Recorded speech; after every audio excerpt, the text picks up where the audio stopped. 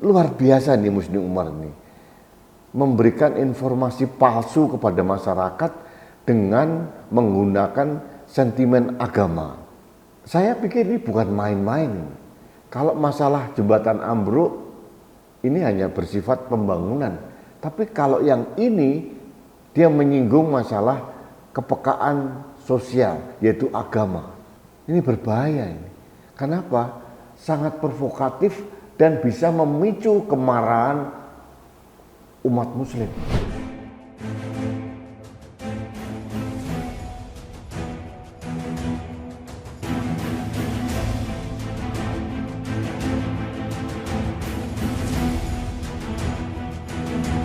Halo sahabat Indonesia, kita bertemu kembali dalam Opini Rudi.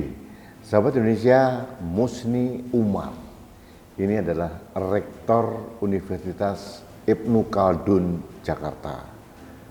Kalau kita membayangkan seorang rektor, biasanya seorang akademisi, seorang intelektual. Tapi ini jauh dari sosok seorang Musni Umar. Perihal Musni Umar mendukung siapa itu hak pribadi dia. Tidak ada yang boleh menggugat. Tapi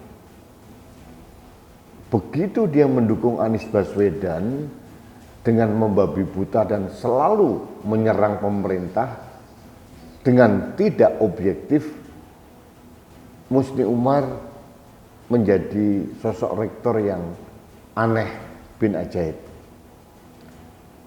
Dulu pernah menyebarkan hoax terkait jembatan ambruk yang katanya di Indonesia dalam rangka untuk menyerang pemerintah. Ternyata kejadiannya bukan di Indonesia, dia mengambil gambar asal comot, itu kejadiannya di Filipina. Memalukan. Seorang rektor yang seharusnya memberikan tuntunan akademis objektivitas kepada mahasiswanya, ternyata terbukti menyebarkan hoax. Saya pikir waktu itu sudah selesai.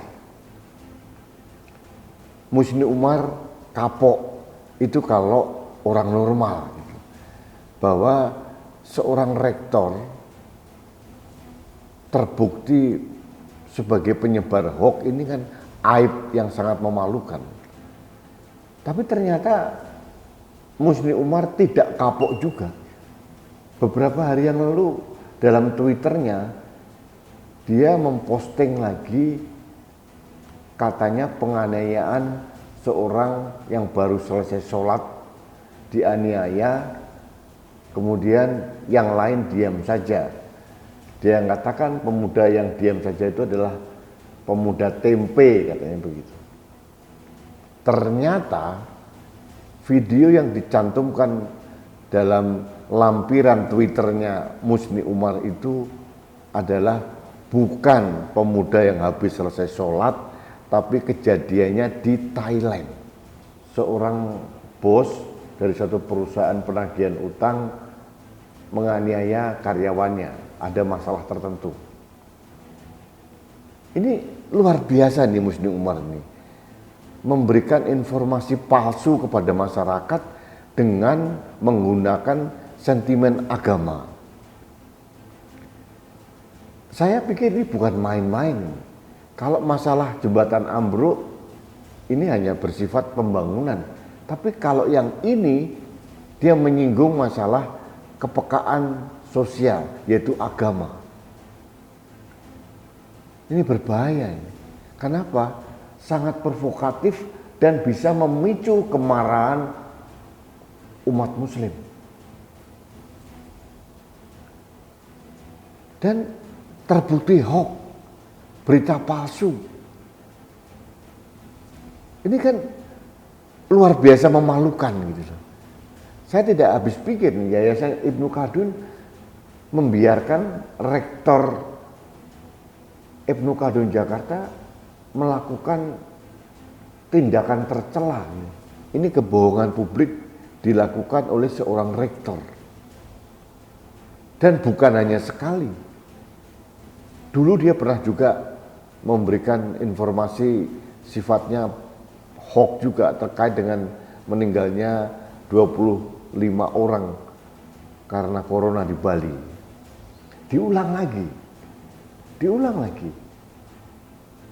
Ini intensnya saya pikir hanya ingin memancing kegaduhan, hanya ingin memancing respon dari umat Islam agar bereaksi. Ini bagi saya tidak bisa didiamkan saja. Tidak bisa sekedar Twitter itu dihapus, kemudian yang bersangkutan minta maaf.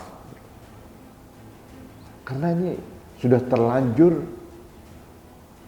beredar di ruang publik dan sebagian rakyat Indonesia yang minim literasi menelan mentah-mentah apa yang dikatakan oleh sang rektor penyebar hoax ini. Saya kira pemerintah tidak bisa diam saja, termasuk Direktorat Jenderal Pendidikan Tinggi. Karena saya tahu di situ ada direktur yang membawai perguruan tinggi swasta. Jangan dibiarkan lembaga pendidikan ditarik-tarik ke ranah politik oleh sang rektor. Dengan kualitas seperti ini, kredibilitas dari perguruan tinggi Ibnu Khaldun itu dipertanyakan publik. Kalau rektornya seperti ini, bagaimana yang lain? Ini persepsi publik yang tidak bisa disalahkan sepenuhnya. Meskipun belum tentu Civitas Akademika Ibnu Khaldun yang lain berperilaku seperti rektornya. Saya kasihan dengan Civitas Akademika Universitas Ibnu Khaldun Jakarta. Kasihan sekali. Karena terkontaminasi dengan perilaku sang rektor. Saya menyarankan juga aparat keamanan tidak boleh diam saja. Karena ini berpotensi memprovokasi kemarahan publik. Karena apa? Yang diangkat sebagai bahan hoax ini adalah isu agama yang sangat sensitif di negeri ini. Jadi sahabat Indonesia, ini keprihatinan saya melihat perilaku seorang akademisi, rektor yang seharusnya memberikan teladan yang baik dalam perilaku personal maupun perilaku akademis, melakukan tindakan-tindakan yang memalukan seperti Musni Umar ini. Kalau dia mengkritik pemerintah, dia mendukung siapa saja, itu haknya dia. Semasih didasari dengan bukti-bukti otentik dan objektif. Kalau penyebaran hoax ini ada pasalnya loh di Undang-Undang ITE ini, karena berpotensi mengganggu kenyamanan publik dan berpotensi memprovokasi masyarakat. Nah, ini himbauan saya kepada Ditjen Pendidikan Tinggi Kemendikbudristek. Harus ada upaya peneguran, pembinaan kepada rektor seperti ini. Kasihan perguruan tingginya. Dan juga saran ini saya sampaikan kepada aparat penegak hukum, dalam hal ini pihak kepolisian. Karena apa yang disampaikan oleh rektor ini bisa memicu kemarahan publik. Kalau dibiarkan saja, ini tidak ada efek jera. Karena apa? Yang menyampaikan ini seorang rektor. Kalau yang menyampaikan saya atau mungkin rakyat jelata yang lain, mungkin orang tidak begitu saja percaya. Tapi kalau seorang rektor dengan embel-embel profesor, meskipun profesornya belum diakui negara, ini berbahaya. Karena dianggap sebagai kebenaran. Padahal sejatinya adalah berita palsu dan sifatnya provokatif. Sahabat Indonesia, demikian saran saya dan keprihatinan saya yang saya suarakan melalui opini ini, mudah-mudahan didengar oleh pihak yang terkait. Jadi jangan kita berhenti hanya yang bersangkutan menghapuskan tweetnya, kemudian minta maaf, selesai. Karena sama sekali tidak ada efek jera di dalamnya. Baik, sahabat Indonesia, terima kasih Anda telah mengikuti opini saya. Mudah-mudahan rektor-rektor lain di Indonesia tidak berperilaku sama seperti Musni Umar, sehingga kita bisa tetap menjaga marwah dan martabat entitas pendidikan tinggi di Indonesia. Terima kasih, kita bertemu kembali dalam opini Rudi selanjutnya.